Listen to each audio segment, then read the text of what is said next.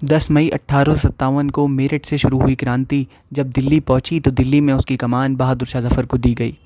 कानपुर में उसकी कमान नाना साहब, लखनऊ में हज़रत महल और बरेली में कुंवर सिंह ने इसकी कमान संभाली।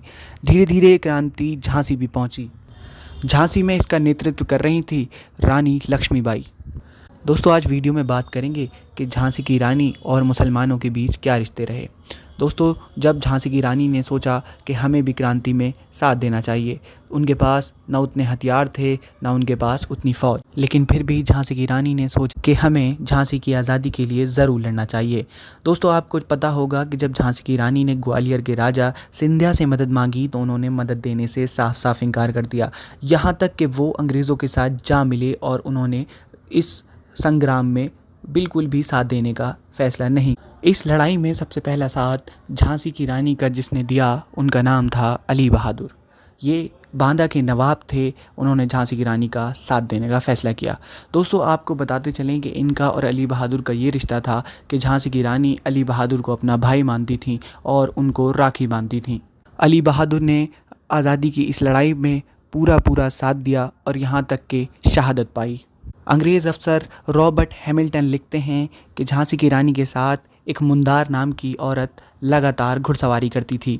वो हर जंग में शाना बशाना रहती और झांसी की रानी की रक्षा करती। दोस्तों, जानते हैं कि इस मुंदार का मज़हब क्या था? तो आपको बताते चलें कि ये भी एक मुसलमान औरत थी। इसके अलावा अंग्रेज़ इतिहासकार विलियम मयूर लिखते हैं कि झांसी की रानी की रक्षा चौवन जोशीले और हट्टे कट्टे पठान करते थे। अंग्रेज़ इतिहासकार ये भी लिखते हैं कि झांसी की रानी खुद पठानों जैसा कपड़े पहनती और उनको पहचान पाना बहुत मुश्किल होता था। इन 54 पठान अंगरक्षकों या बॉडीगार्डों का दस्ता इस तरह से चलता कि झांसी की रानी उनके बीच में एक मर्दाना सी लगती। उनकी पहचान कर पाना बहुत मुश्किल था। दोस्तों, एक और वाक़या आपको बताते चलें कि 6 जून 1857 को झांसी की रानी ने एक मौलाना को मस्जिद में भेजा और उनसे कहा कि आप वहां से जिहाद का फतवा दें।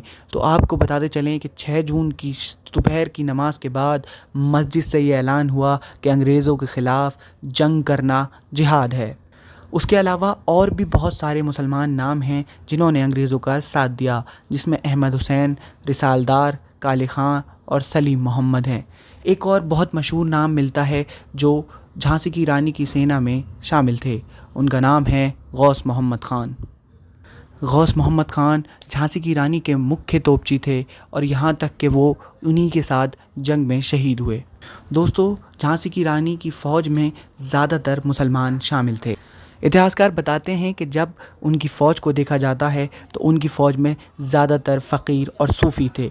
वो आर्टिलरी विभाग, यानी कि वो विभाग जो दुश्मन पर तीर अंदाज़ी या गोले बरसाता है, वो उसमें शामिल होते थे। तो दोस्तों, आपको ये भी बताते चलें कि झांसी की रानी ने एक पीर बाबा की कब्र सिर्फ़ इसलिए बचा दी थी कि वो मुसलमान थे और एक मंदिर की तरफ इसलिए हमला करा दिया था कि मंदिर दोबारा बन सकता है लेकिन पीर की जो नींद है उसमें खलल नहीं आना चाहिए। दोस्तों, जब ऐसा माहौल हो गया है कि देश में इस वक्त अमन और चैन ख़त्म होता जा रहा है तो हमें देखना चाहिए कि हमने, यानी कि हिंदू मुसलमानों ने, किस तरह से इस जंग आज़ादी और इस देश की आज़ादी के लिए काम किया है। धन्यवाद।